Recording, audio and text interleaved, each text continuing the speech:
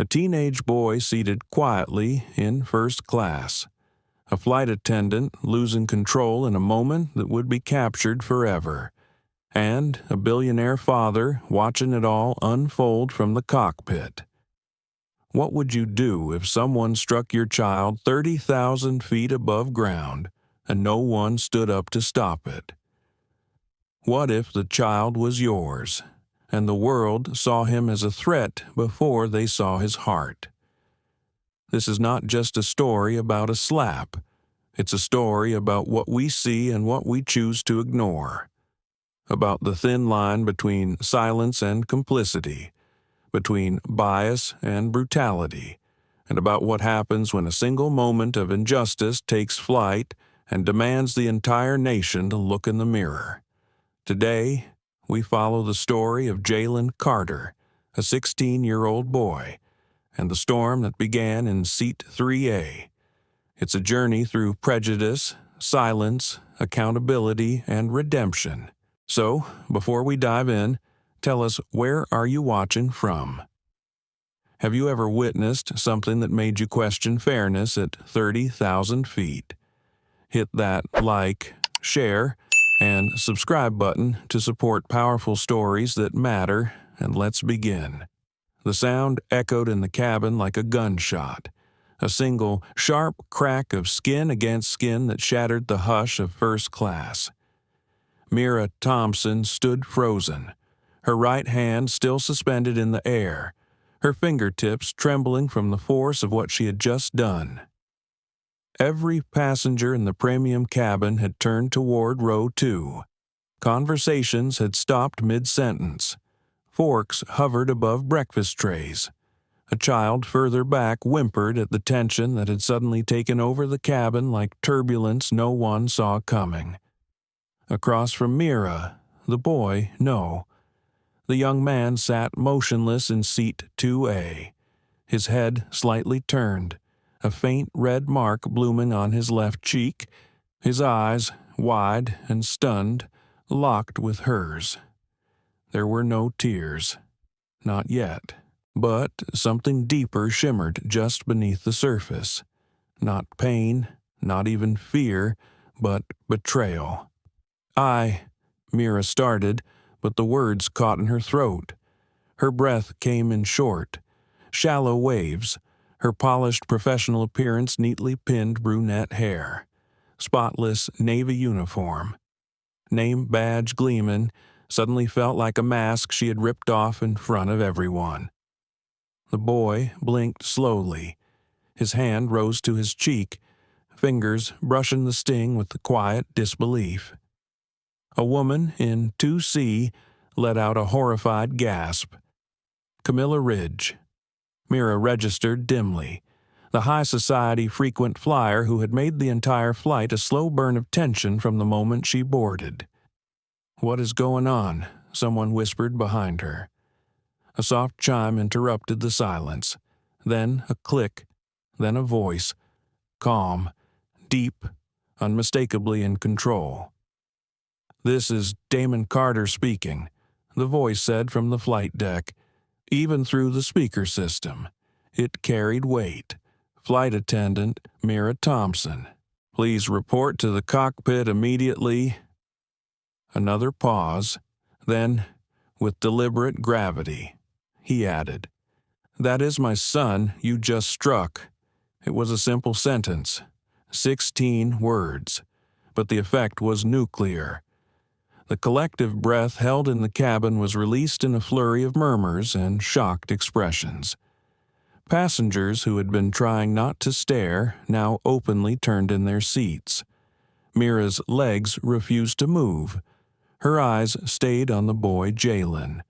That was his name, Jaylen Carter. Of course it was. The resemblance was suddenly unmistakable. His father's strong jaw, the quiet composure, the way he hadn't yelled or reacted, just sat there, absorbing it all.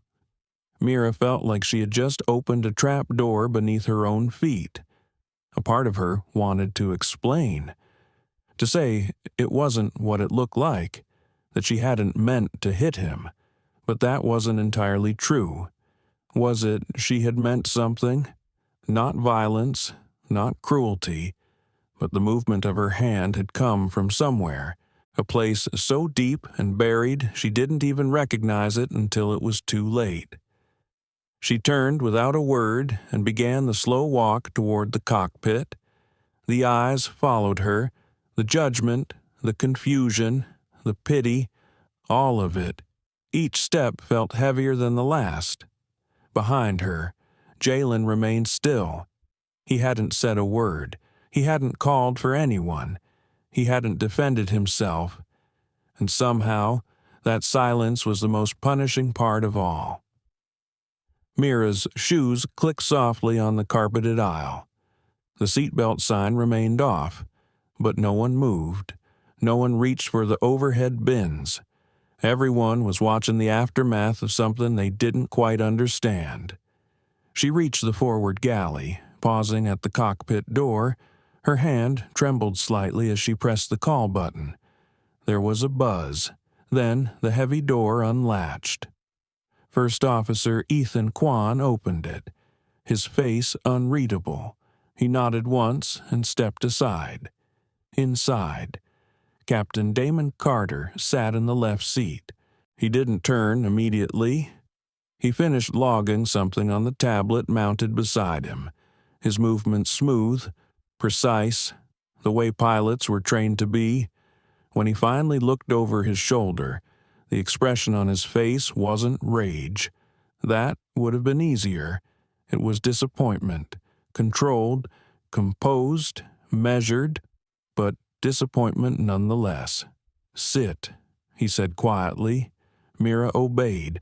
The cockpit felt impossibly tight. The silence between them was louder than the engines.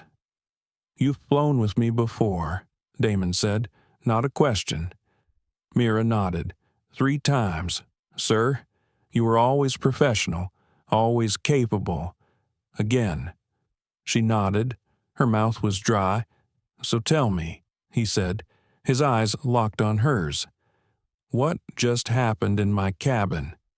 She opened her mouth, closed it. "I don't know," she whispered. He waited. She tried again. There was tension. One of the passengers. She was making comments about your son, about who belongs in first class. Damon didn't blink. "And so you hit him?" Mira swallowed. "No, I was trying to stop it. I was trying to protect him. But you struck him. I didn't mean to. He stood up, and I reacted. I thought you thought he was a threat." Damon's voice didn't rise, but it cut clean. "No," she said quickly. "God, no. He's a good kid. He's been nothing but polite. I lost control." There it was, the truth. Ugly, raw, real. Damon looked out the cockpit window for a moment, as if searching for something beyond the clouds. Then he looked back at her. "You've worked in this industry a long time," he said. "Yes, sir. 19 years. 19 years. And this is how it ends." Mira didn't respond, because maybe it was, and maybe she deserved that. In that moment, the only thing she could think about wasn't her career, or the HR report, or even the media fallout this could cause. It was Jaylen, sitting alone in a seat he had every right to occupy, a boy who had been taught to stay composed even when the world tried to erase him. And Mira had joined that world for one unforgivable second. "I'm sorry," she said finally, her voice barely more than breath. "I believe you," Damon said, "but that doesn't change what happened." Then he turned back to the instrument panel, and Mira was left with nothing but the sound of her own breathing and the fading echo of the slap that had started it all. Baltimore International Airport always felt too quiet before dawn, the kind of stillness that made Mira Thompson feel like the only one awake in a sleeping city. She pulled her carry-on behind her, the wheels clicking softly against the tile floor as she made her way through Terminal D. Her Navy Carter Air uniform was pressed and perfect, but her eyes betrayed the exhaustion that no amount of concealer could cover. It was 5:19 a.m. The flight to Seattle wasn't scheduled to board for another 40 minutes, and already she could feel the low hum of tension in her shoulders. The morning shift was always the hardest, not because of the timing, but because everything felt heavier in the quiet. There was no crowd to blend into, no chaos to distract from the thoughts that waited just beneath the surface. She passed a window facing the tarmac and paused briefly. The aircraft looked pristine, haloed by pale gold light from the service vehicles below. Flight Utona 7 nonstop to Seattle. She'd worked this route at least 100 times. Normally, it was smooth. A full first-class cabin, quiet professionals, no kids, and plenty of sleep-deprived silence. Just the way she liked it. But today, her stomach was uneasy. Mira stepped into the crew lounge and found Tanya Patel already there, sipping coffee from a styrofoam cup and scrolling through her tablet. "Morning, sunshine," Tanya said without looking up. Mira forced a small smile. "Morning. You look like you wrestled a dream and lost. Didn't sleep," Mira admitted. "Another nightmare about bills." Mira nodded. She didn't need to explain. Tanya knew. They'd flown together for nearly a decade. When Mira's marriage had ended, Tanya had been the one who helped her move into a one-bedroom apartment on the edge of the city. She'd seen Mira cry silently during layovers, held her steady after the bank froze her account, and brought over home-cooked meals when Mira couldn't afford groceries. Tanya raised an eyebrow. Martin still late with the alimony. Mira didn't answer. That was answer enough. Tanya sighed and handed her the cup. "Drink. It's from the lounge machine, so it tastes like cardboard soaked in despair. But it's hot." Mira took it gratefully, the warmth comforting in her cold fingers. "How's the manifest?" she asked. Tanya flipped through her tablet. "We've got 12 in first, couple of tech execs, one elderly couple and one A and B, and, wait for it, Camilla Ridge." Mira's eyes narrowed. "Seriously, the queen of complaints herself. That's 3 times this quarter." Mira groaned. "She tried to report me last time because her ice cube was cloudy. She once accused me of blinking too loud." They both chuckled, a soft moment of shared camaraderie. Then Tanya's voice lowered. "Oh, and one more thing. Captain for today's flight is Damon Carter." Mira blinked. The Damon Carter. Tanya nodded. "Founder and CEO, flying the route himself this morning. Says he's bringing his son along for a college tour in Seattle." Mira felt a ripple of curiosity.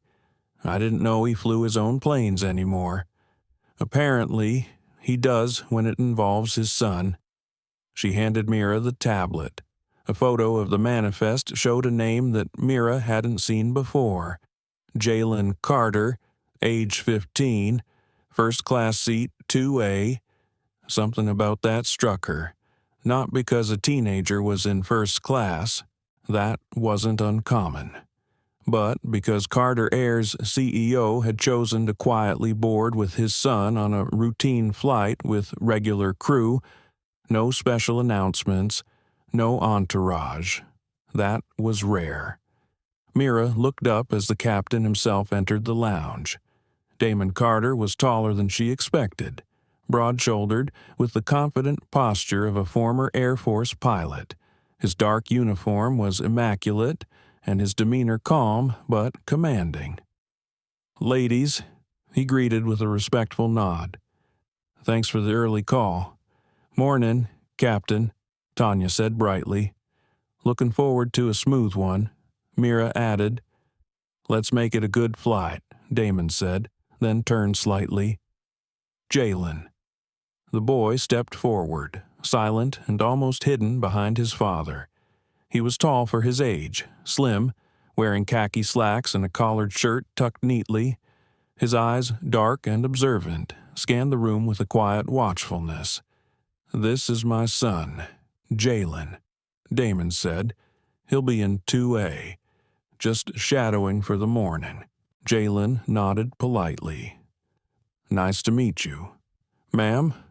Mira found herself smiling without effort. "Welcome aboard." The boy had a calm energy that mirrored his father, not withdrawn, just measured, like someone who'd learned early to study a room before speaking. As the pilots stepped into their pre-flight briefing, Mira turned to Tanya. "He seems older than 15. Tanya nodded. Some kids have to grow up fast. The boarding process was routine at first. Mira stood at the forward door, greeting passengers with her trained warmth. "Welcome aboard. Right this way. Good morning." She recognized Camilla Ridge immediately. Hair swept into a severe chignon, dressed in a tailored cream jacket. She stepped onto the aircraft like it belonged to her. Mira could already feel the tension radiating from her expression. "Good morning, Ms. Ridge." Camilla barely acknowledged her. "I was supposed to be in 1A. There was an equipment change," Mira explained gently. "You're now in 2C." Camilla's lips tightened. "Fine." Mira kept her voice calm. "Can I offer you a pre-departure beverage? I'll wait until after takeoff." Jaylen boarded last among the first-class passengers. Mira noticed how he kept a respectful distance, clutching a hardcover book on aerospace engineering. He settled into 2A, putting his backpack under the seat, then opened his book. No earbuds, no phone out, just a kid reading quietly before a long flight. Mira walked through the aisle one more time, checking bags, securing seat belts. She noticed Camilla Ridge glancing sideways at Jaylen, not with curiosity, with scrutiny. As Mira passed by, Camilla leaned in slightly. "Excuse me," she said, her voice low. "Are you sure that boy's supposed to be up here?" Mira's breath caught. "He's the captain's son," she said evenly. "And yes, he's exactly where he's supposed to be." Camilla raised her eyebrows but said nothing more. Mira moved on, but something lodged in her chest. A pressure, a warning. She had been in this business for 19 years, and she had learned to recognize the feeling when something small was about to become something big. The cabin lights dimmed as the boarding door sealed shut.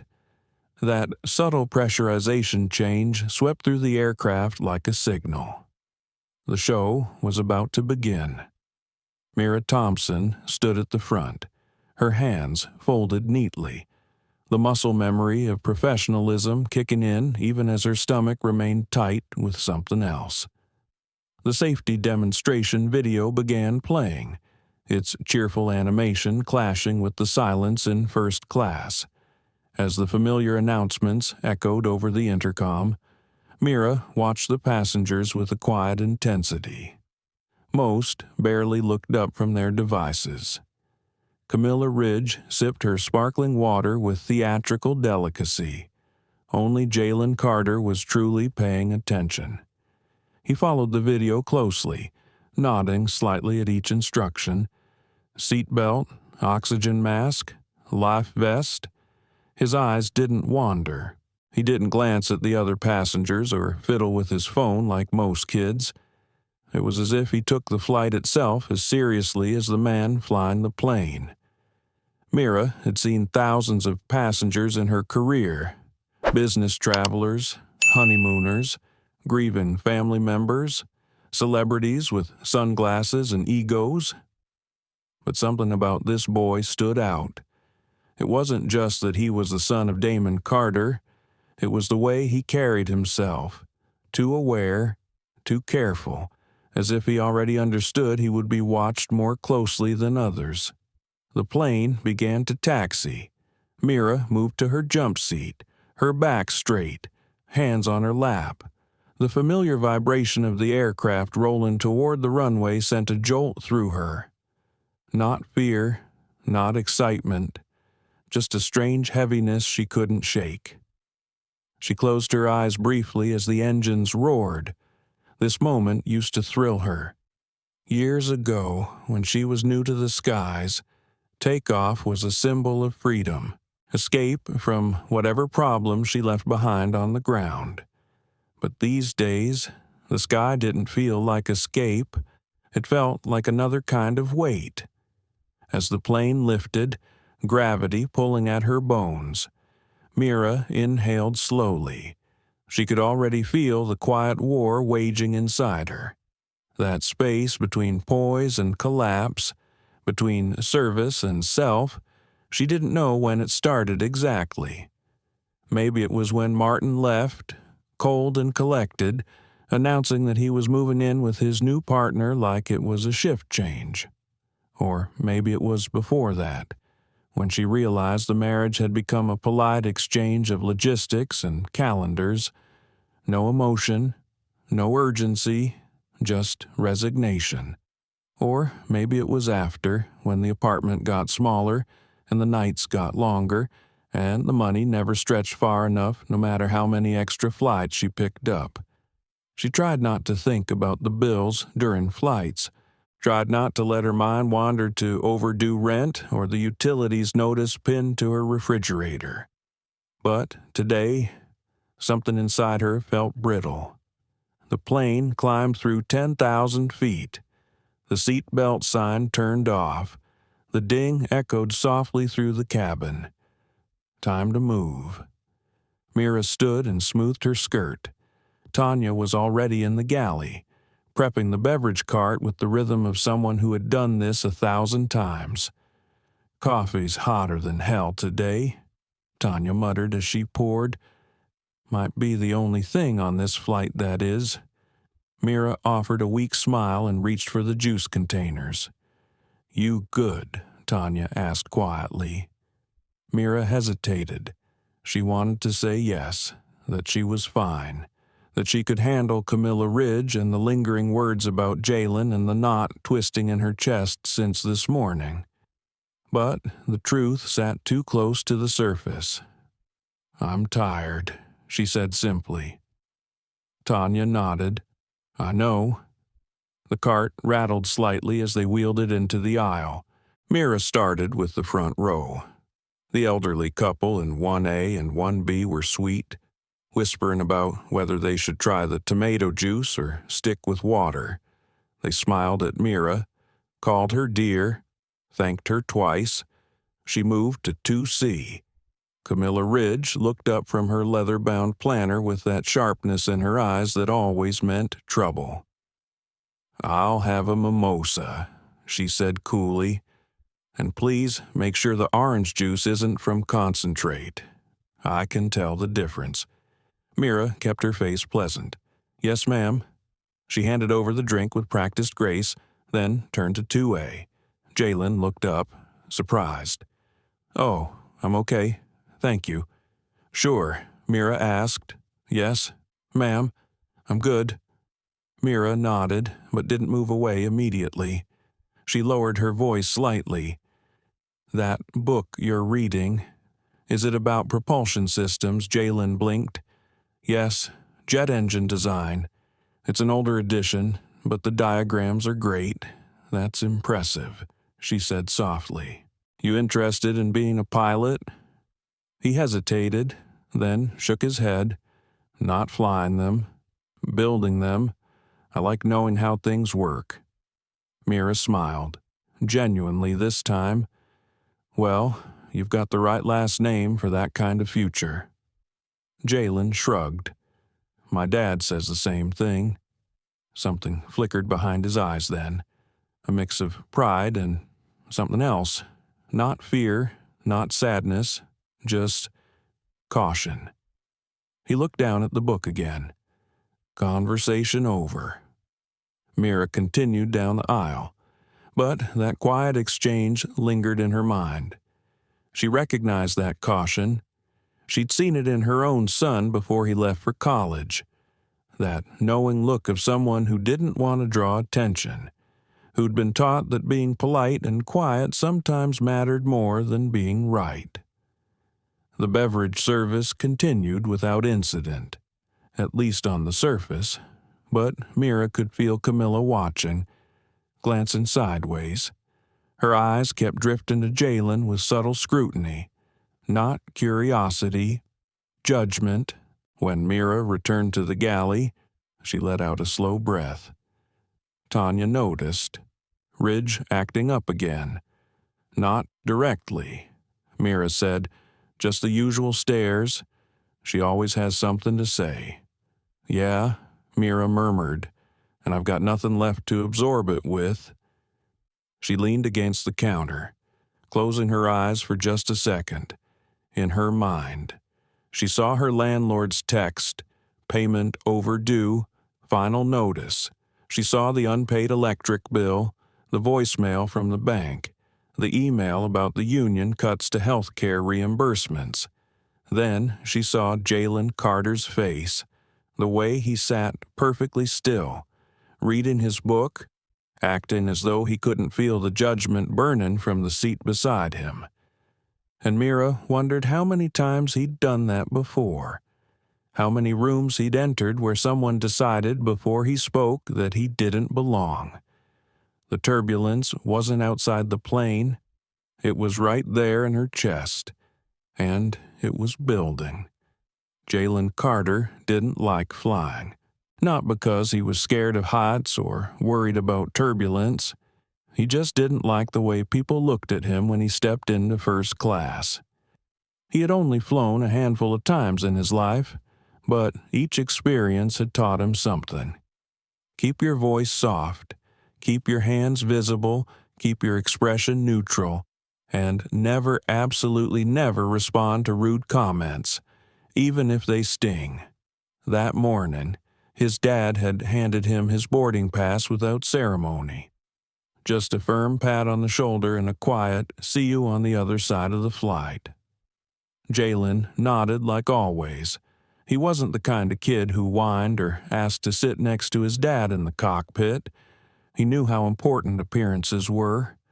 His father had spent decades building Carter Air from the ground up, and everything Damon Carter did was watched by thousands, employees, partners, the media, and now, more than ever, Jaylen felt like people were watching him too.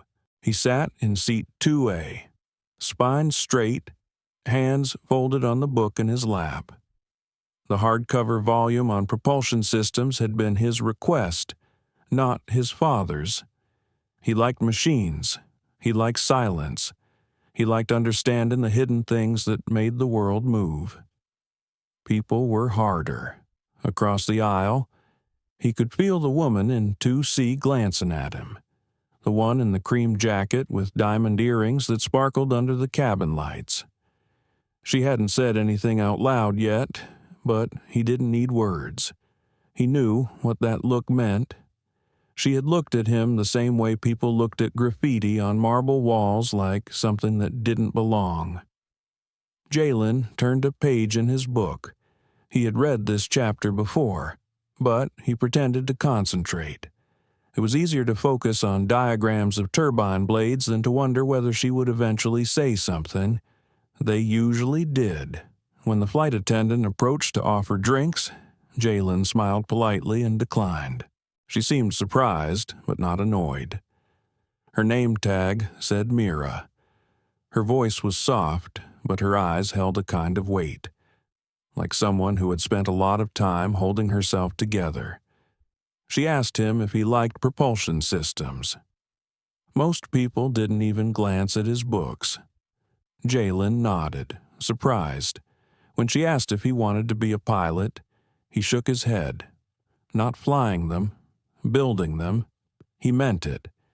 He didn't want to be the face in the photo or the voice on the speaker.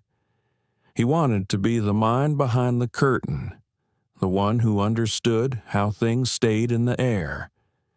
The conversation only lasted a few seconds, but it left an impression. Not because she was kind, but because she was quiet. She didn't treat him like a novelty. She didn't ask questions that made him explain why he was in first class. He appreciated that. Still, when she turned away, Jaylen leaned slightly toward the window and closed his eyes. Not to sleep, just to escape. Behind his eyelids, memories flickered. The last time he flew with his dad, he was 13. A man in the lounge asked if he was lost. Another woman called security because she assumed he had stolen someone's boarding pass. His father had fixed it, of course. One call, and things changed. Apologies followed. But Jaylen remembered the way his heart had hammered in his chest, how his fingers had gripped the strap of his backpack like it could anchor him. He had told himself he was used to it. But the truth was, you never got used to being treated like a threat before you opened your mouth. This time, he hadn't told his dad about the stairs. Not yet. His father always tried to make things better. But some things couldn't be fixed with status or success. Some things came at you the moment people saw your skin and made a decision. Jaylen opened his eyes again. Camilla Ridge, he had overheard her name earlier, was still watching him occasionally, sipping her drink with that frozen smile. He took a deep breath and forced his attention back to his book. Across the aisle, Mira watched from the galley entrance. She saw the subtle shifts, the way Jaylen shrank into the window seat, the forced calm in his posture. She had seen that look before too many times. It was the same look her son had given her when he came home from school the day he was shoved into a locker and told he should go back where he came from. He was born in Baltimore. She had fought so hard to teach him kindness, dignity, patience, but she knew what the world could do to a kind-hearted boy in the wrong zip code, or the wrong school, or the wrong plane seat. Something about Jaylen triggered all of that in her. She found herself glancing at Camilla, too, watching the judgment dripping from her every glance. Mira felt her hands tense at her sides. The cart behind her rattled slightly as she adjusted it. Tanya leaned in. "You okay?" "Yeah," Mira said too quickly. "You're staring at that lady like you're calculating wind resistance. She's just watching him. She always watches someone," Tanya said. "Usually the wrong person." Mira nodded, but didn't move.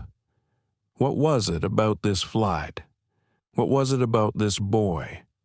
She couldn't shake the feeling that something was coming, something she wouldn't be able to stop once it started. Jaylen turned another page. The equations were familiar. He liked their predictability. Thrust equals mass times acceleration. Newton didn't lie. People did.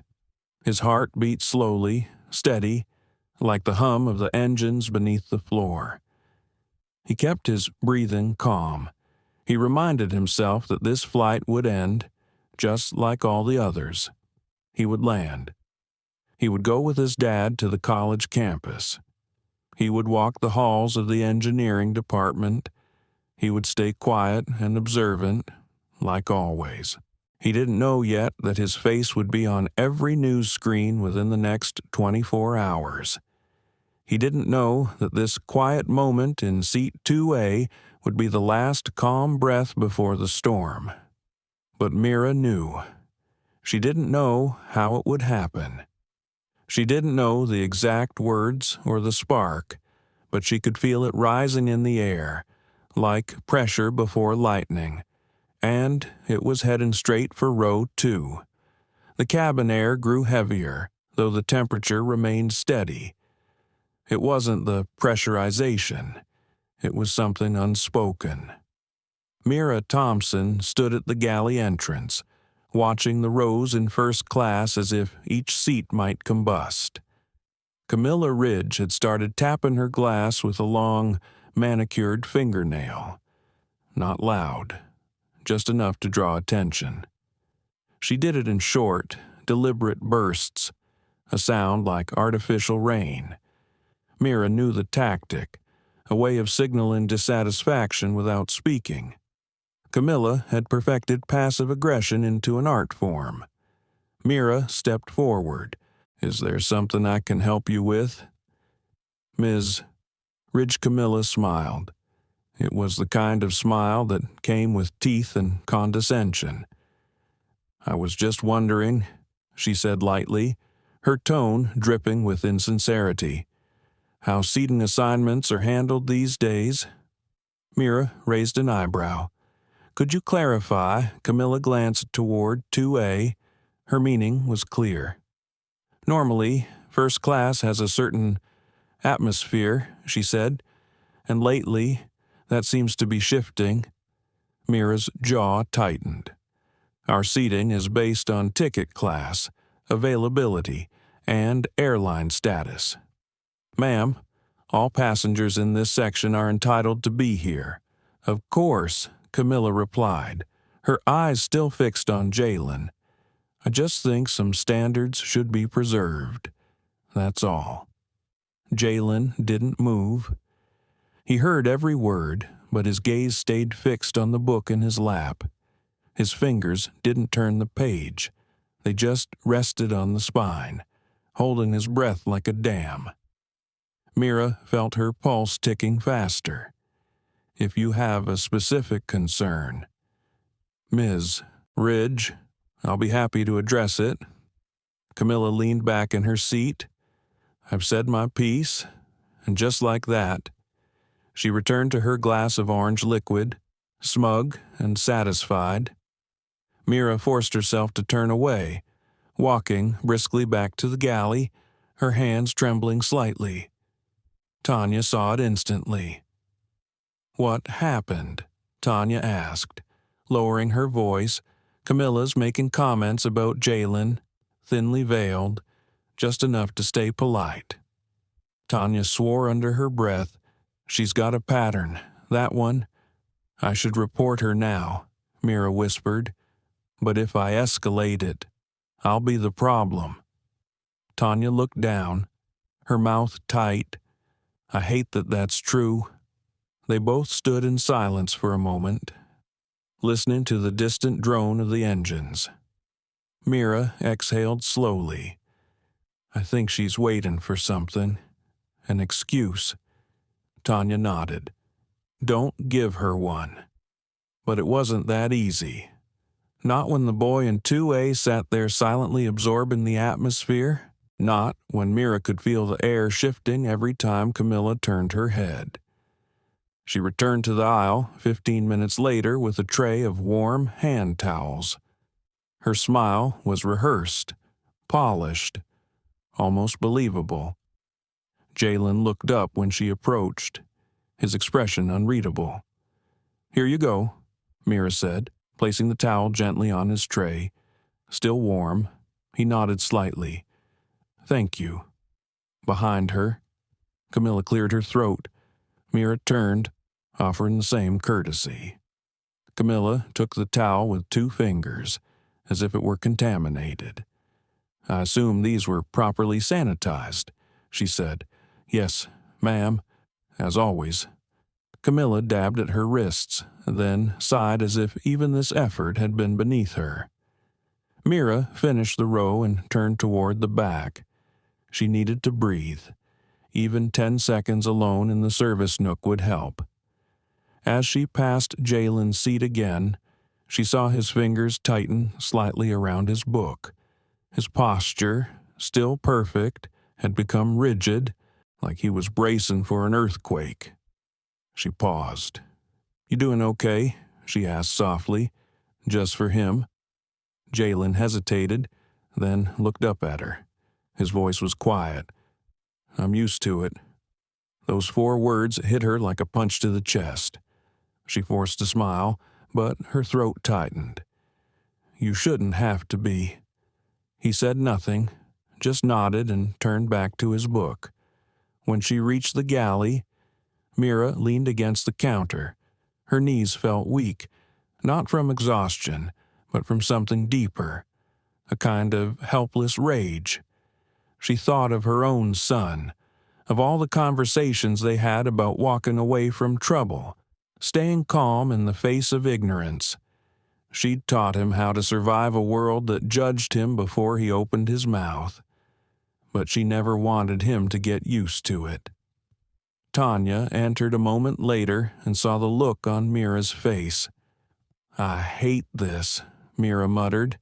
"I hate that she gets to sit there, sipping her mimosa, while he pretends not to exist." Tanya nodded slowly. "You're right, but he's not pretending. He's enduring." That word hung in the air. Enduring. Mira straightened. "I'm going to talk to her again, off the record.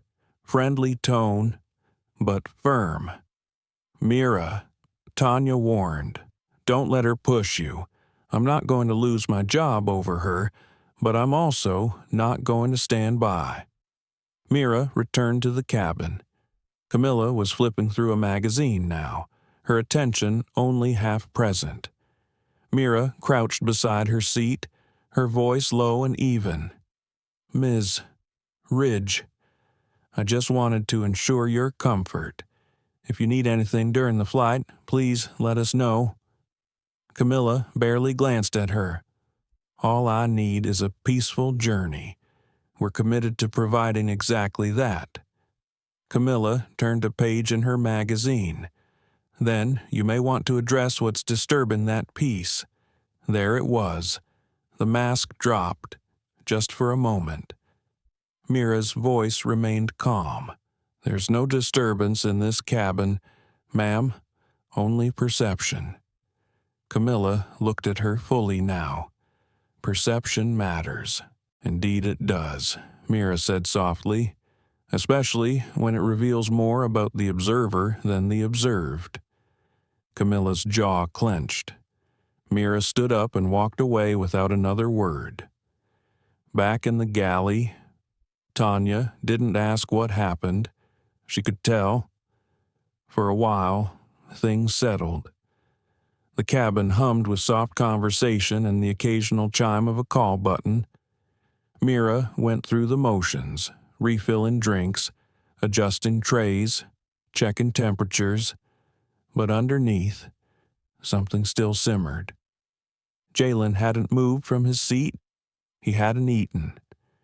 Mira noticed his hands were no longer steady. He gripped the edge of his book like it was the only thing holding him in place. Mira walked by and dropped a napkin on his tray. No words, just a small gesture. On it, she had written one sentence, "You're not alone." Jaylen didn't look up, but his fingers relaxed just a little. It wasn't enough to fix anything, but maybe it was enough to remind him he was seen, behind them. Camilla watched the exchange with narrowing eyes. She had found her excuse, and she was going to use it. The hum of the engines had long faded into background noise. The flight floated over the Midwest now, but inside the cabin, the pressure was rising. Jaylen Carter hadn't touched his food. The tray sat untouched in front of him, the foil still covering the lukewarm pasta, a roll slightly hardened at the edges. He wasn't hungry. His stomach was too tight, too tangled in knots that had nothing to do with altitude. He could feel her again. Camilla Ridge didn't need to speak to make herself known. Her presence was heavy, like a perfume that clung to everything. Every glance she gave him, every slight turn of her head, was an unspoken message. He had spent his life decoding those messages. She wanted him to know he wasn't welcome. Jaylen adjusted his posture, sat taller. He had learned that appearing confident didn't stop people from judging him. but it helped him not feel so small when they did. Mira Thompson watched from the galley. Her hands were wiping the counter with slow, deliberate movements, but her eyes were elsewhere, focused, protective. She had worked hundreds of flights, maybe thousands. She had seen children afraid of flying, businessmen afraid of missing meetings, newlyweds afraid of everything going wrong. But she had never seen a child as still as Jaylen, as quiet, as composed while under siege. She thought of her own son again. Back when he was 9, he'd been accused of stealing a calculator from school. Mira had marched into the principal's office, fury burning in her chest. They found the calculator later, under another child's desk. No apology was ever offered. She remembered how her son had walked out with his head down, how he didn't cry until they were inside the car, away from the teacher's eyes. That memory never left her. It was the day she realized her son would have to walk through life with more armor than most. And now, here was Jaylen, armored too, not with arrogance or defiance, but with silence. Mira moved forward, slowly down the aisle, just checking trays, asking softly if anyone needed anything. When she reached Jaylen's row, her eyes met his briefly. She didn't ask him again if he was okay. He wasn't. They both knew it. As she passed, Camilla shifted in her seat, just enough to catch Mira's attention. "I'd like a refill," she said. "My drink's gone warm." "Of course," Mira said. Camilla held out the glass, then added, "And maybe you can remind your young passenger there about manners. He hasn't said a word of thanks since we boarded." Jaylen looked up sharply.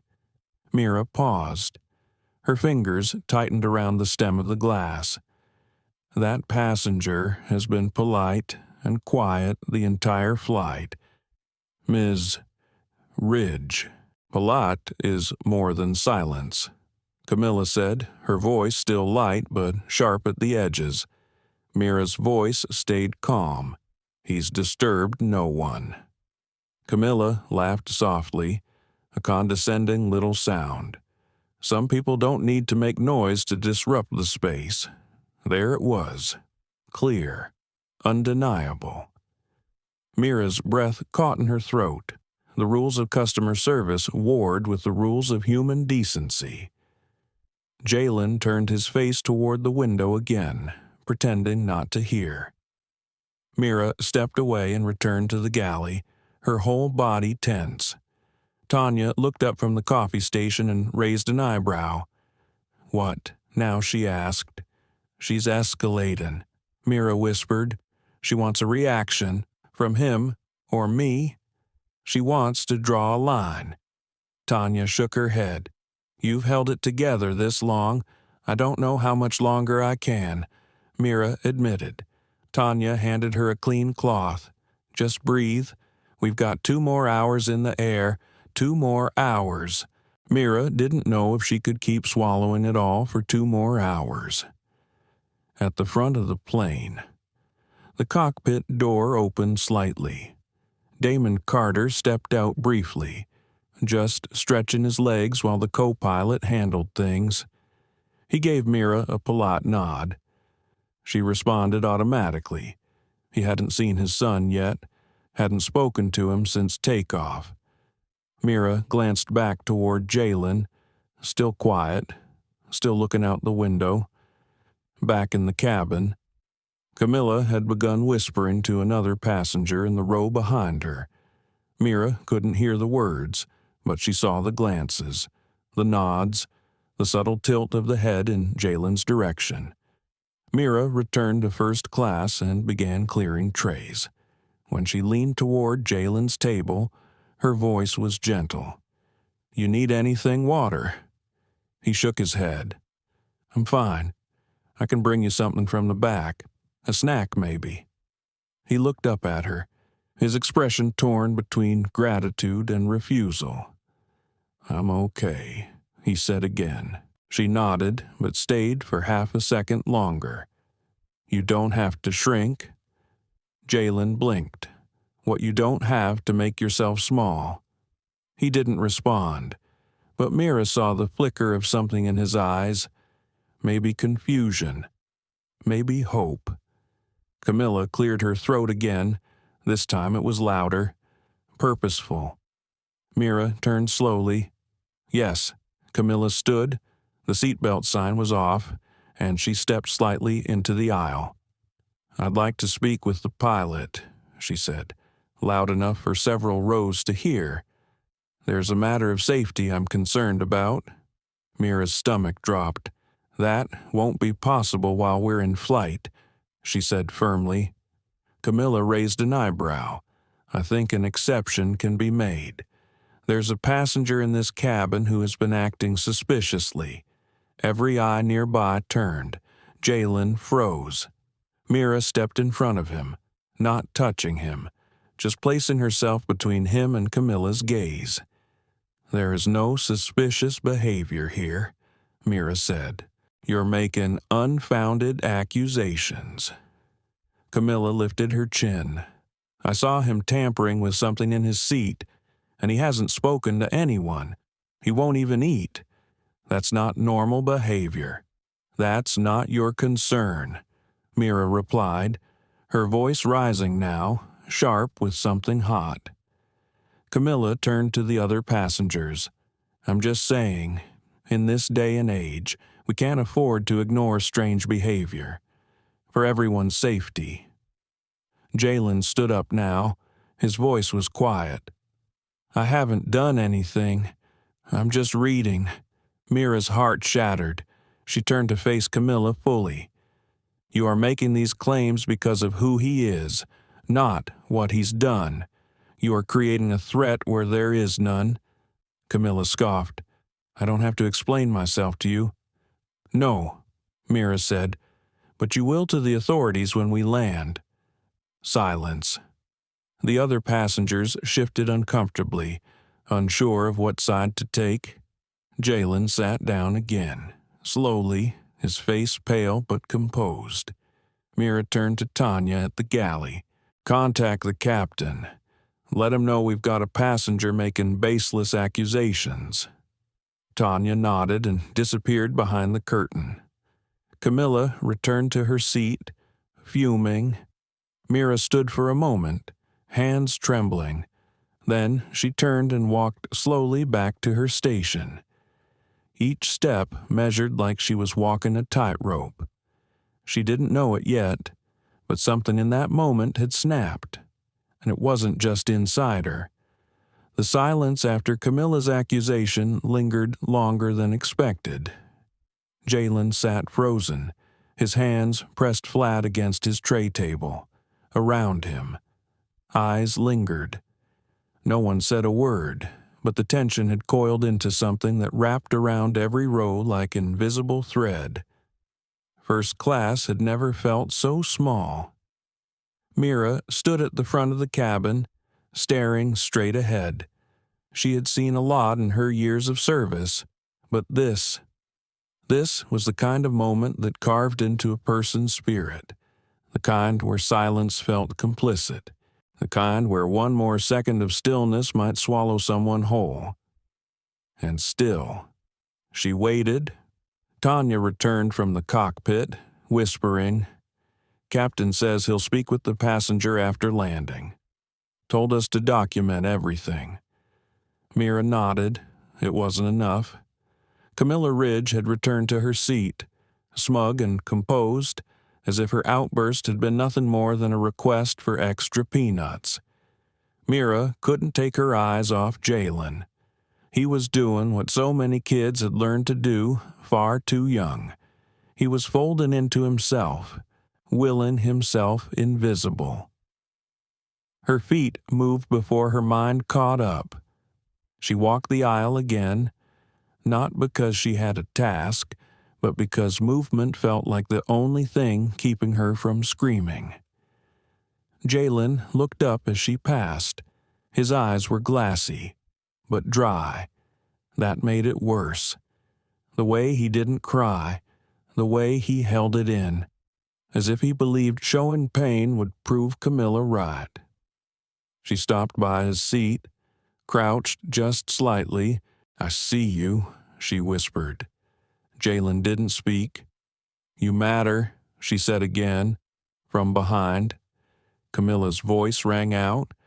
"I don't appreciate you giving him special attention. It's unsettling for the rest of us." Mira stood slowly. She turned to face her. "I'm doing my job, ma'am." Camilla raised her voice. "Your job is to keep this cabin comfortable. You're failing." Mira took one deep breath, then another. Camilla stood. The seatbelt sign was still off. The turbulence warning hadn't lit. She was technically allowed to be out of her seat, but the way she stepped into the aisle made it clear she wanted a confrontation. Mira held her ground. "You need to sit down, Ms. Ridge. I will not be threatened by a boy in this cabin or a crew member who plays favorites." Mira's face hardened. "He hasn't threatened anyone." Camilla stepped closer. Jaylen watched, heart thudding in his chest. His fingers gripped the tray, knuckles white. "He's made every person in this cabin uncomfortable since takeoff," Camilla said. "And your behavior, it's biased, it's unprofessional."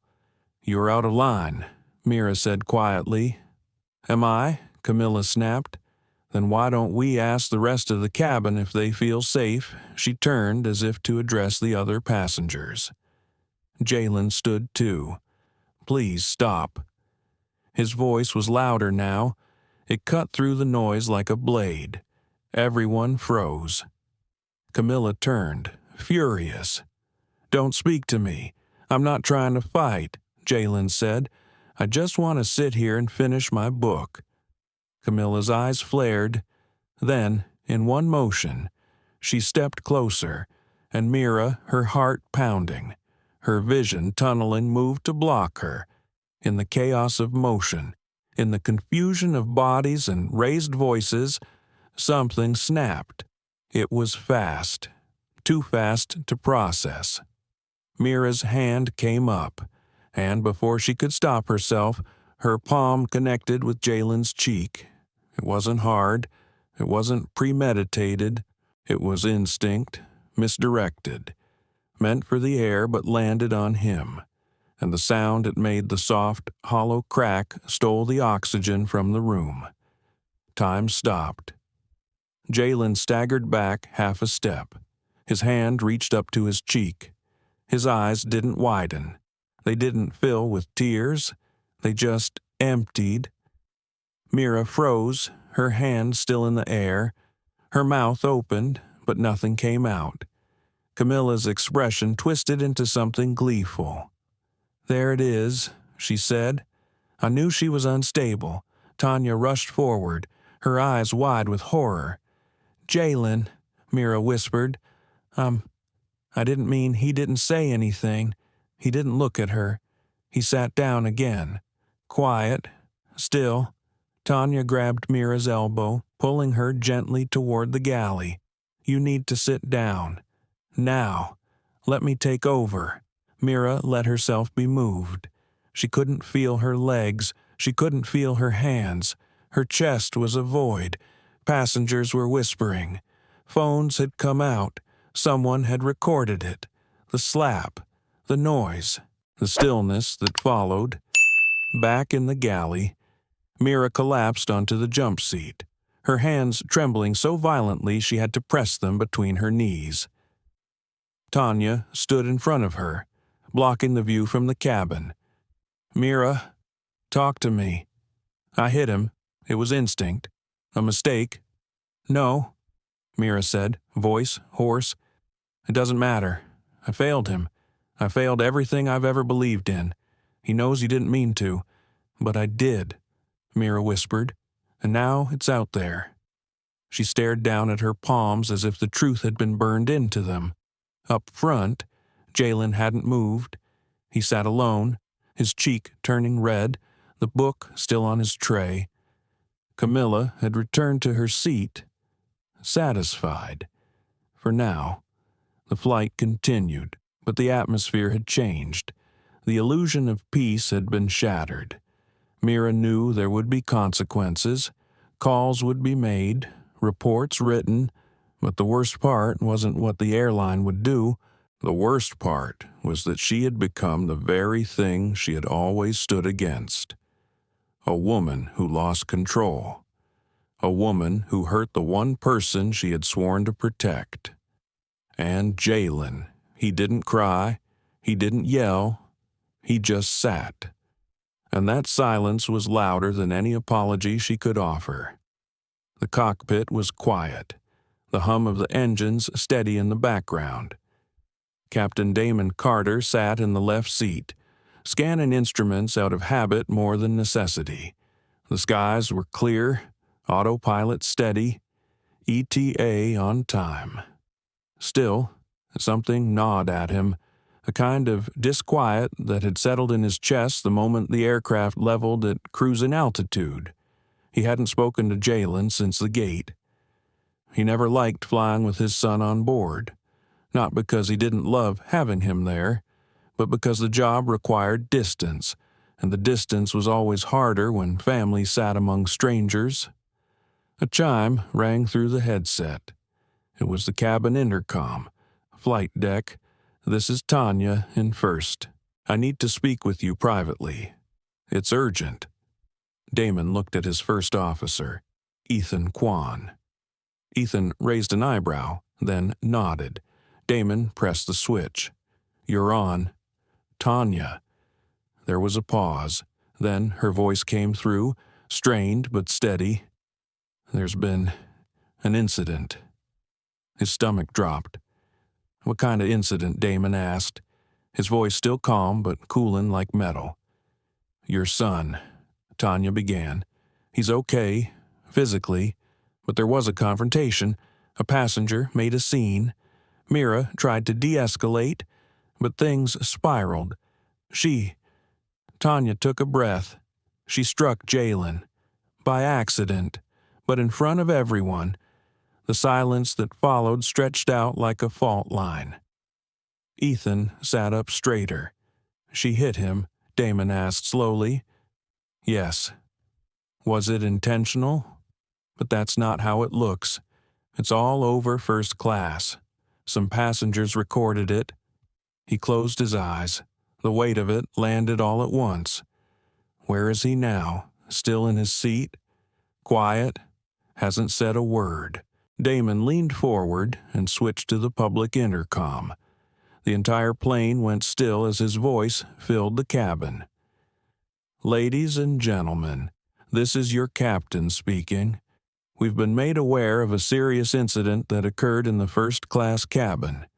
For the safety and comfort of all our passengers, and out of respect for the individuals involved, we are initiating an immediate protocol. Flight attendants, please secure the cabin. This aircraft will be diverting. He clicked off the mic before anyone could react. Ethan looked over. Are we grounding? Yes, Damon said. Right now. He keyed into ATC. This is Carter Air 472 requesting immediate diversion to nearest suitable airport. Non-technical emergency. We've got a personnel incident on board involving a minor passenger back in the cabin. Passengers buzzed like stirred bees. Murmurs spread like wildfire. Jaylen remained still, eyes down, fingers laced tightly in his lap. Camilla Ridge smirked into her phone. She was already typing, as if drafting a post. Something sharp, something self-serving. Tanya approached Mira, who sat on the jump seat in silence. Her eyes were red, but dry. Her uniform wrinkled from leaning forward with her elbows on her knees. It's happening, Tanya said quietly. We're landing early. Mira didn't respond. Damon knows. Tanya added, he's the one grounding the flight. That made her look up. He's coming out of the cockpit soon, Tanya said. Mira stood, not out of pride, out of responsibility. She straightened her collar, smoothed her sleeves. The same uniform she'd worn through hundreds of flights now felt foreign, like a costume she no longer deserved to wear. The cockpit door clicked open. Damon Carter stepped into the aisle, tall and composed in his navy jacket and golden epaulettes. His gaze swept the cabin. He didn't stop at anyone's face, not until he saw his son. Jaylen looked up at him, eyes full of too many emotions to name. Damon walked down the aisle without a word. Not briskly, not slowly, just with certainty. He stopped in front of Jaylen's seat. "Are you all right?" he asked softly. Jaylen nodded. "Did you feel threatened?" Damon continued. Jaylen hesitated. "No," he said finally, "just ashamed." Damon's jaw twitched. He knelt next to the seat, placing a hand gently on Jaylen's shoulder. "You didn't do anything wrong," he said. Jaylen looked away, but everyone was looking, like I was the problem. "You were not the problem," Damon said. "They were." He stood, his eyes flicking to Mira now. They stood 10 feet apart. She didn't move. "I want to speak to her," he said. Tanya opened the curtain fully, allowing the cabin to see everything now. Passengers leaned forward. Mira walked toward him, stopping just close enough. "I'm sorry," she said before he could speak. Damon studied her face. "I believe you didn't mean to hurt him," he said, "but it happened." She nodded. "I've replayed it 100 times already," she whispered. "It was a reaction. It wasn't aimed at him, but it landed, and that makes it mine." The words were honest, no excuses. "Do you know what this does to a boy like him?" Damon asked, voice quiet but intense. "It confirms every fear, every whisper he's tried to ignore, that even those who say they see him can still strike him down." Mira's throat tightened. "I do," she said. "That's why it hurts, because I knew better, and I still failed." For a second, Damon's face softened. The weight in his eyes wasn't just anger, it was heartbreak. "I'm grounding this plane," he said. "I've already notified command. Everyone on board will be questioned, footage reviewed, the airline will respond." She nodded, as they should. He looked past her to Camilla Ridge, who was still filming. "And as for her," he said, "her behavior was the fuse. I want that on record." Mira followed his gaze. "I'll file a full report. Every word, every look. I remember them all." Jaylen stood now, slowly. He walked to his father, standing beside him. Mira turned toward him. "I am so sorry." "Jaylen," she said, "you didn't deserve any of this." For the first time, he looked her in the eyes. "I know," he said quietly. Then he looked at his father. "Can we go home?" Damon nodded. "We will." He looked back at Mira. "For what it's worth, I don't think you're a bad person," Damon said, "but the damage is done. And now, what matters is what you do next." Mira swallowed. "I'll own it. All of it." The captain turned, placing a protective hand on Jaylen's back as they walked together toward the front of the plane. Behind them, the passengers stayed quiet. No more whispers, no more phones, just silence, the kind that comes after a storm. And somewhere deep inside her, Mira knew this wasn't the end. It was just the reckoning. The landing gear hit the tarmac harder than usual, causing a brief gasp to ripple through the cabin. The aircraft jolted slightly before easing into a smooth roll down the runway. But it wasn't the landing that unsettled the passengers. It was the swarm of vehicles visible just beyond the terminal glass.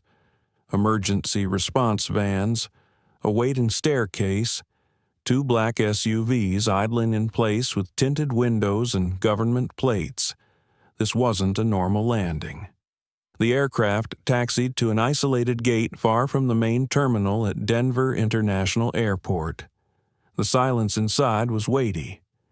Mira Thompson stood at the front galley, uniform pressed tight against her frame, her hands folded too tightly across her lap. Her heart hadn't slowed since the slap. Jaylen Carter sat quietly beside his father, Damon. He had closed the book he never finished and now simply stared out the window at the blinking lights on the tarmac. His face was unreadable. Cabin crew, prepare for arrival.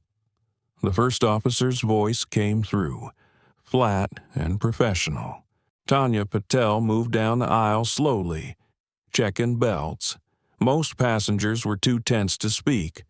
Phones were still in hands. Some had recorded, others just watched. Nobody knew what to say.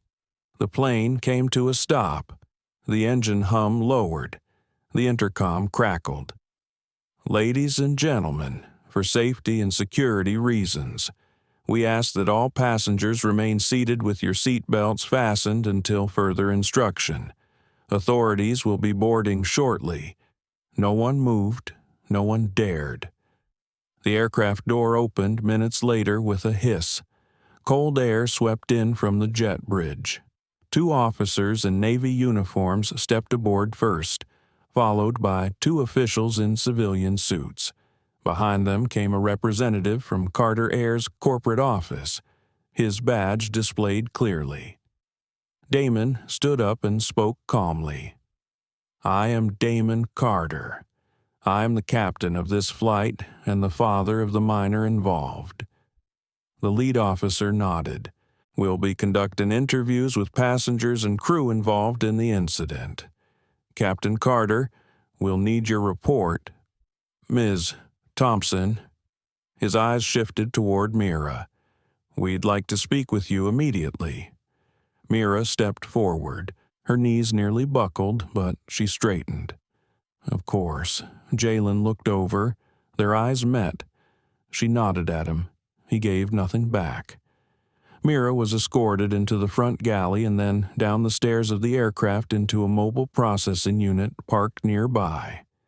Inside was a small desk, 2 chairs, a jug of lukewarm coffee, and a sense of judgment that hung in the air before a word was spoken.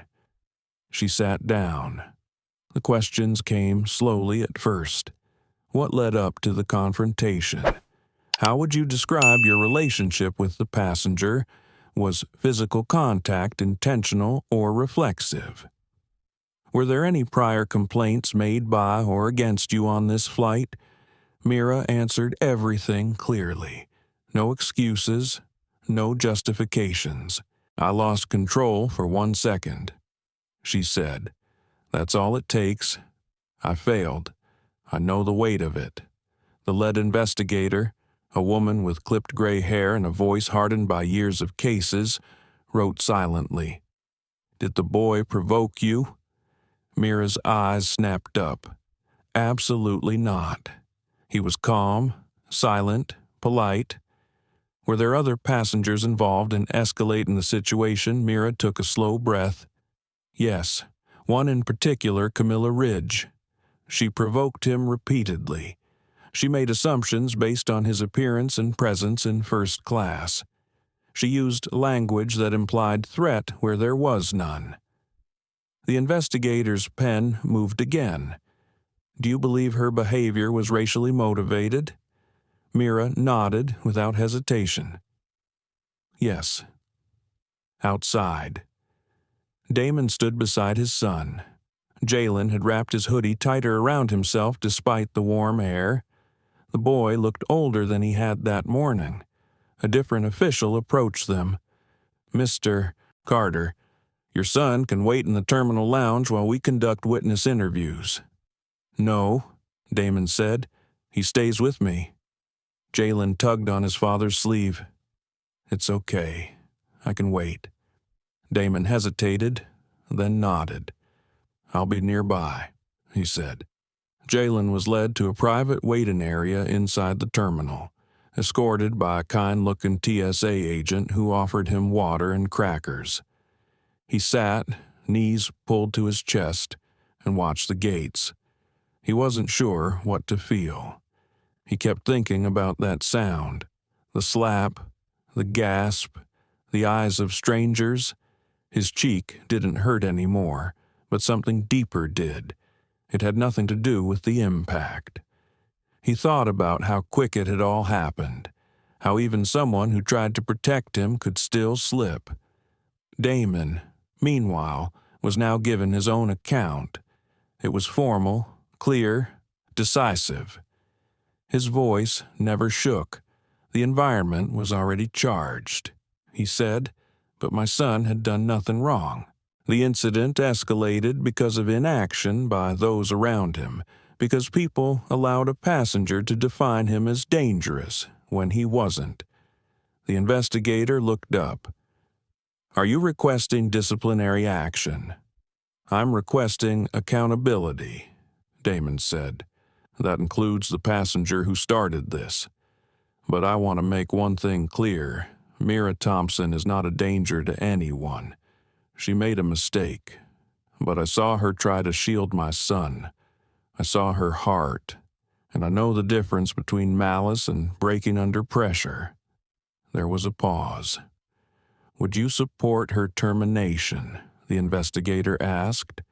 Damon's expression darkened. I would support a full review, but I will not let one mistake, made under provocation, erase an entire career of service. Back in the lounge, Jaylen watched a small girl climb into her father's lap in the corner. She laughed. He smiled. Their normalcy made his chest ache. The door opened and Damon entered. Jaylen stood up. Are we done? He asked. For now, his father said. They're speaking with Mira next. Jaylen looked down. She was trying to help, he said quietly. I know. I think she meant it when she said sorry. She did. They stood in silence. She looked scared. Jaylen added, She should be, Damon said, not just of the system but of what it means to carry guilt you can't fix. A text buzzed on Damon's phone, a message from the Carter Air CEO. We're watching this unfold. Need a statement within the hour. The media already has the video. He sighed. It's going public, he said. Jaylen nodded once. It already was. As father and son stood under the bright fluorescent lights of the empty terminal, it wasn't the sound of the engines or the voice of the pilot that stayed with them. It was the silence, the kind that follows questions no one wants to answer, the kind that asks something of all of us. By the time the Carter airplane had taxied to a remote gate, footage of the incident was already circulating on social media.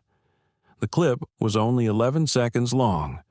No context, no background, just a boy flinching and the sharp sound of a slap, then gasps, then silence.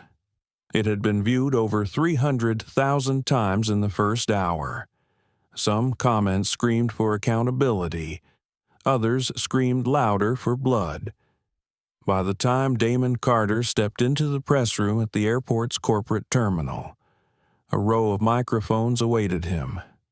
Cameras were already flashing. Journalists were murmuring names and headlines. Most had no idea he was both the captain and the father. The CEO of Carter Air had offered a PR team. He declined. He didn't want Polish. He wanted truth. Jaylen watched from the hallway outside, seated in a leather chair, flanked by 2 airline representatives. His hands were folded in his lap. He didn't fidget. He didn't speak. He just listened.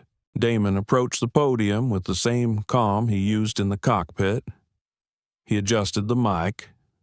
Then he spoke. My name is Damon Carter. I am the captain of Flight 472, and I am also the father of Jaylen Carter, the young man involved in the incident on board. A wave of murmurs passed through the room. Journalists sat straighter. Damon continued. Before anything else, I want to make one thing perfectly clear. My son did nothing wrong. He paused. His voice was steady, his tone even. He was seated in first class because he has every right to be there, because he is a child with dignity, intelligence, and composure far beyond his years. What happened to him on that flight should never happen to anyone, let alone a child. He scanned the room. You've seen the footage. You've read the reactions. But what you haven't seen is the build-up, the hostility that simmered in the glances, the words that weren't shouted, but whispered. You haven't seen the burden that young black boys carry with them into rooms where they are treated like threats before they say a single word.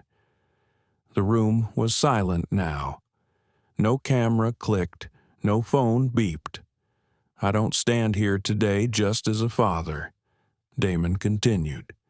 I stand here as a leader, as someone who believes in accountability, not only for others but for myself, for my company, and for our entire industry. He took a breath. The flight attendant who struck my son has acknowledged her mistake. She has accepted responsibility, and I believe she is haunted by it. What she did was wrong, but what allowed that moment to unfold the silence of other passengers, the permission granted by Prejudice, the slow erosion of empathy in crowded spaces, that is what we must now face. Jaylen could hear his father's voice through the speakers down the hallway. He closed his eyes and listened. I am proud of my son, Damon said. Proud of how he stayed calm. Proud of how he carried himself with grace. And I am deeply aware that if his last name were not Carter, if he were not my son, this story might have ended very differently. That truth should disturb all of us. One of the reporters stood, Captain Carter, are you calling for the termination of the flight attendant involved?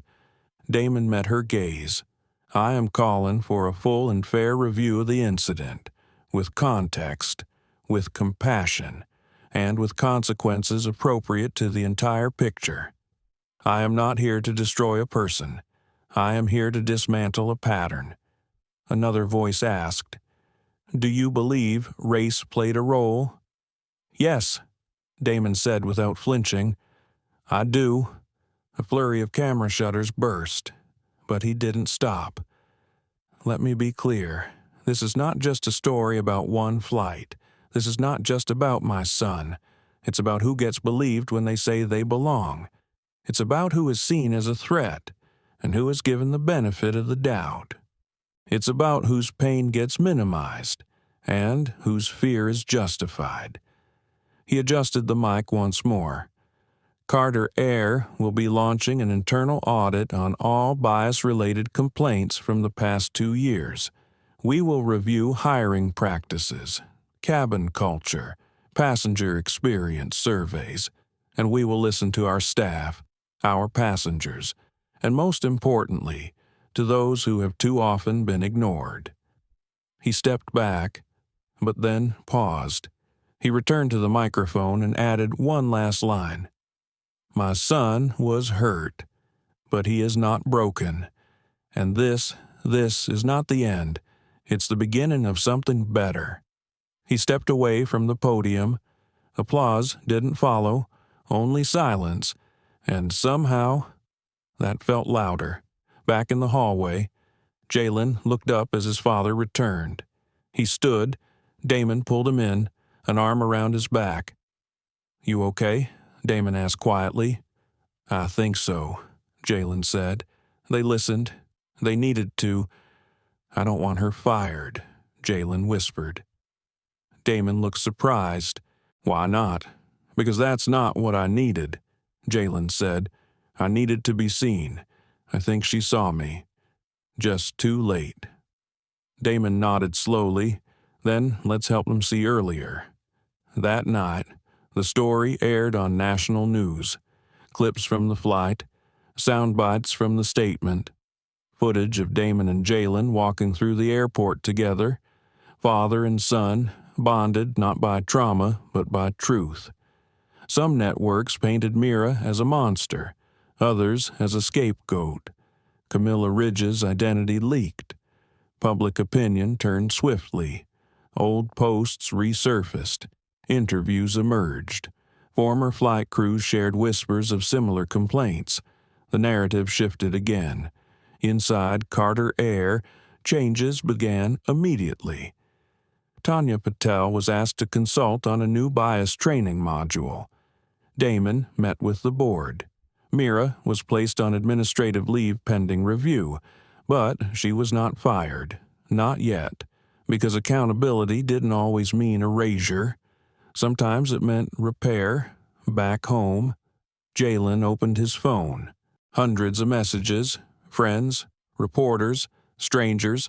He ignored most of them, except one. It was from Mira. No long explanation, just one sentence. "I see you now, and I won't forget again." Jaylen stared at the words for a long time. He didn't reply, not yet, but he saved the message, and somehow that was enough for the night. The hallway outside the Carter Air boardroom was silent. Mira Thompson sat on a cushioned bench, palms flat on her thighs, trying to breathe evenly. Her uniform looked freshly ironed, but the woman inside it had not slept in 2 nights. Not really. The HR assistant opened the door. "They're ready for you." Mira stood. Her legs were stiff, not from fear, but from the quiet weight of waiting. She stepped into the boardroom. The table was long, 12 seats, 10 of them filled. Behind open laptops and legal pads sat members of the airline's disciplinary review committee, 2 union reps, and an external ethics consultant brought in to ensure transparency. Tanya Patel sat in the last chair, invited as a peer witness. The head of the review committee, a woman in a gray blazer named Evelyn Monroe, motioned toward the single seat at the end of the table. Mira walked to it and sat. "Ms. Thompson," Evelyn began, "this hearing is to assess your actions during Flight 472 and determine any appropriate disciplinary action. We remind you that this is not a courtroom. You are not on trial, but your choices carry consequences, and we are here to listen. Are you ready to proceed?" "Yes," Mira said. Her voice barely trembled. Evelyn nodded. "Let's begin." The questions started predictably. Walk us through what happened. What triggered the incident? What was your relationship with the passenger involved? What was your emotional state during the confrontation? Mira answered everything truthfully. She didn't flinch. She didn't embellish. She owned her mistake. "I felt cornered," she said. "Not by the child, never by him, by the moment, by the tension, by my inability to control the chaos around me. But he received the blow, and that means it's mine to carry." A man across the table asked, "Do you consider this child a victim of your actions?" "Yes." "Do you believe your actions were racially biased?" Mira paused. Her throat tightened. "I don't believe I acted from conscious bias," she said, "but unconscious bias, yes. I think I was quicker to see risk because of how he looked, because of what we're conditioned to expect from young black boys when someone else labels them a threat." The room was silent for a moment. Another board member leaned forward. "Were you aware that the passenger, Ms. Camilla Ridge, had a history of complaints?" "No," Mira said, "but I saw her behavior. I ignored the warning signs. I let her words infect the moment, and I didn't stop her when I should have. I tried to stay neutral, But neutrality didn't protect that boy. Tanya Patel finally spoke. I was on that flight. Mira reacted, but not from cruelty. She was trying to shield the child. It went wrong. But I saw the fear in her eyes before it happened, and the horror after. Evelyn asked Tanya, "Do you believe Mira is still fit to fly?" Tanya looked at Mira, then back at the committee. "Yes," she said, "but I think she needs to heal first and understand how deep this cut went, not just to him, but to all of us." Mira sat still. She didn't ask for forgiveness. She didn't cry. She listened, because it wasn't about her comfort anymore. It was about accountability. Evelyn leaned forward. "One more question. Ms. Thompson, why do you want to continue flying?" Mira thought about that one longer. "When I joined this airline," she said, "I thought my job was about service, about keeping people safe. But I've learned that safety isn't just about seat belts and exits. It's about dignity. It's about presence. It's about using your voice when silence can harm. I failed that day. But I don't want to walk away from it. I want to do better, not to fix my image, but to face what I've broken." The committee asked her to step outside. She stood, nodded once to Tanya, and walked out. The door closed behind her with a soft click. She sat back on the bench. Minutes passed, then more.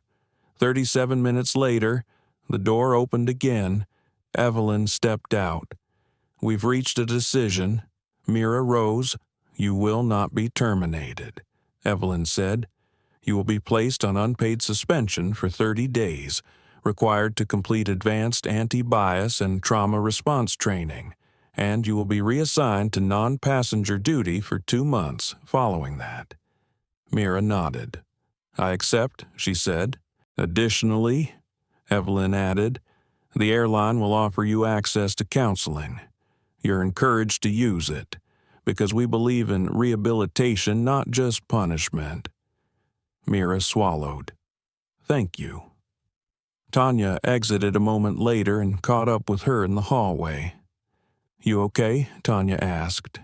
"No," Mira said, "but I will be." Tanya walked her outside. The day was cold, windy, but the sky was clear. At the curb, a small sedan waited. Mira had scheduled the ride in advance. Before she opened the door, she turned to Tanya.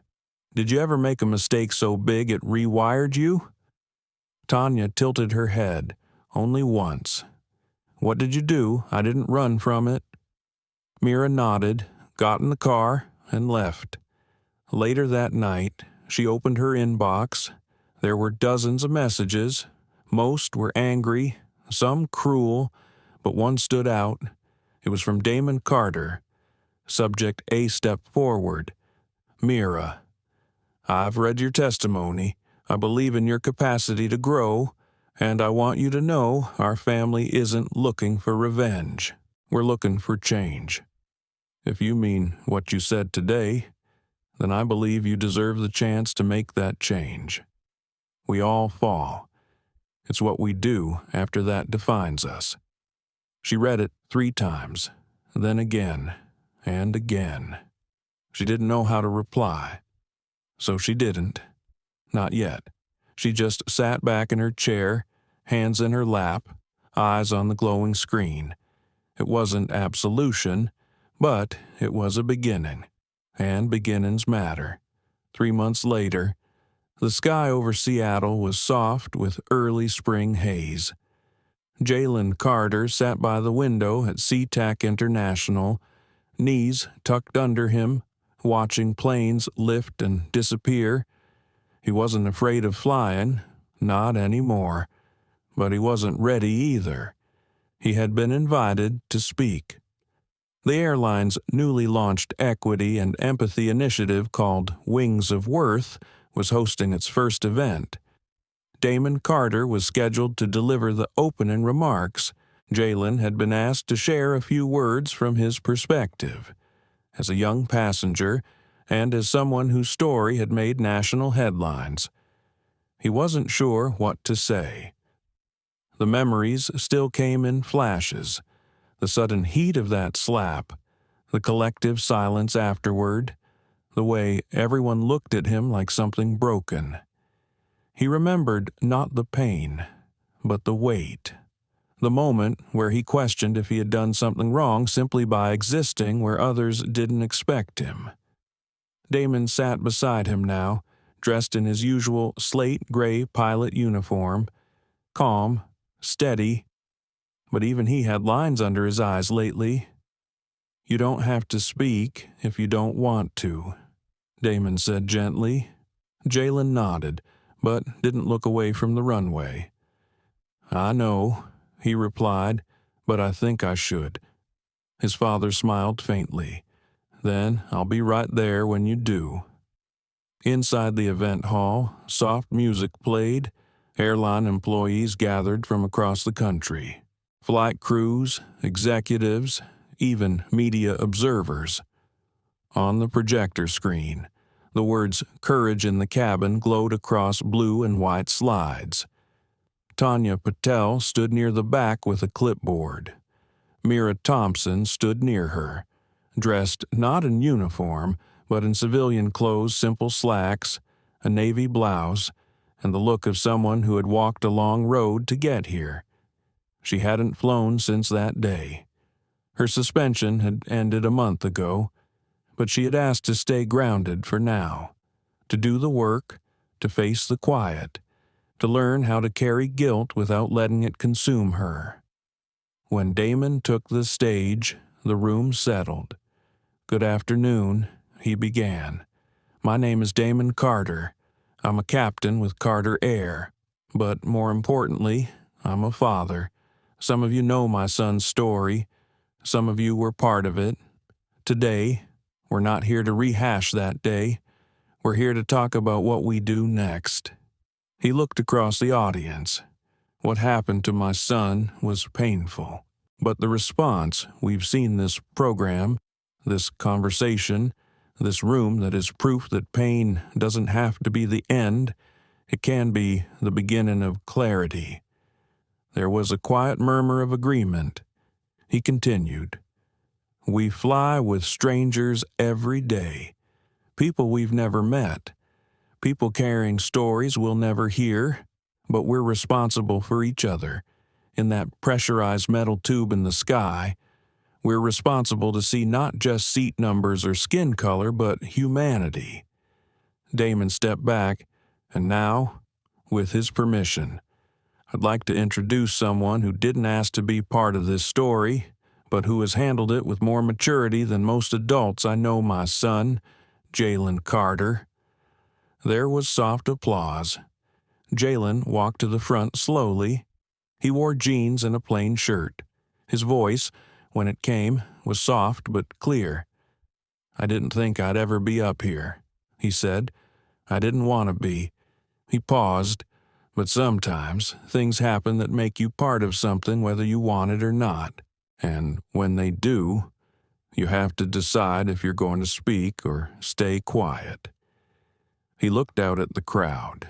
That day on the plane. I didn't say much, but I thought a lot. I wondered if I had done something wrong. I wondered why nobody stopped it. And then I wondered if this happens to other kids too.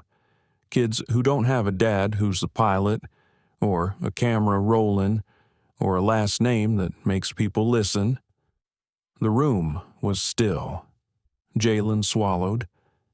"I'm not here to point fingers. I'm not even mad anymore. I'm here because I think we can do better. And I think better starts with listening, with learning, and sometimes with saying sorry and meaning it." He looked directly at Mira, who stood frozen at the edge of the stage. "And sometimes forgiving." Jaylen stepped down. The applause was warm, honest. Mira stayed rooted for a moment, then quietly stepped toward the side door, heart pounding. She had not expected him to say that. Outside, she stood by the glass wall of the terminal, watching planes lift into the sky. She heard soft footsteps behind her. It was Jaylen. He stood beside her, hands in his pockets. "Hey," he said. "Hey," she replied. They stood in silence for a beat. "I meant what I said," he added. "I know," she whispered. "And I'm still sorry. I know that too." He looked at her then. "You're gonna fly again." She nodded. "Someday." "Good," he said. "People need to hear your voice. Just maybe not when you're mad."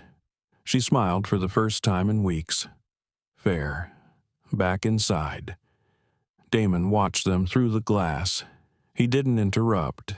He didn't need to, because the work had already begun. Later that night, a statement from Carter Air appeared online.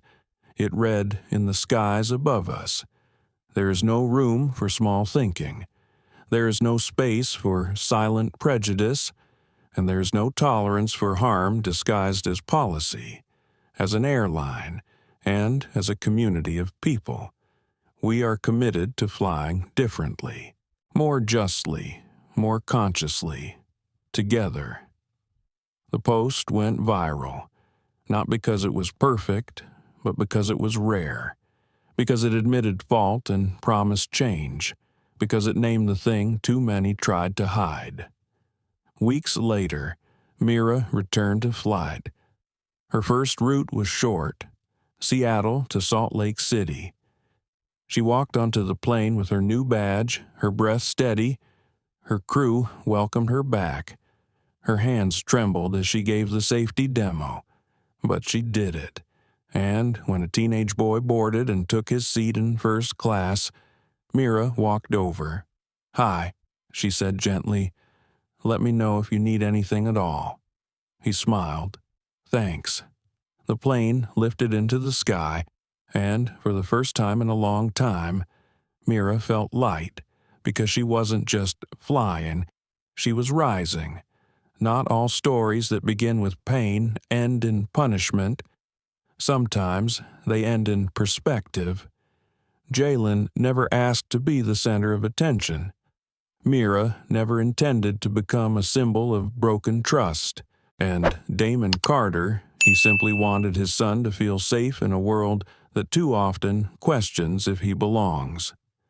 But in the wake of that slap, something bigger happened.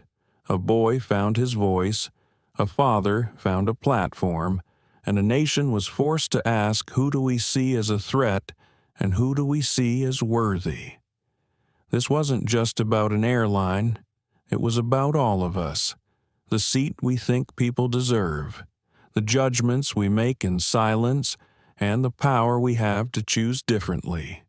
So as we close this story, let it linger, let it challenge, let it heal.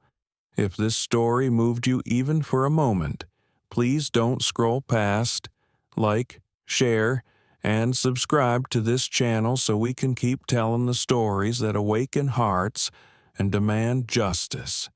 Because every seat has a story, and every voice deserves to be heard. We'll see you in the next one.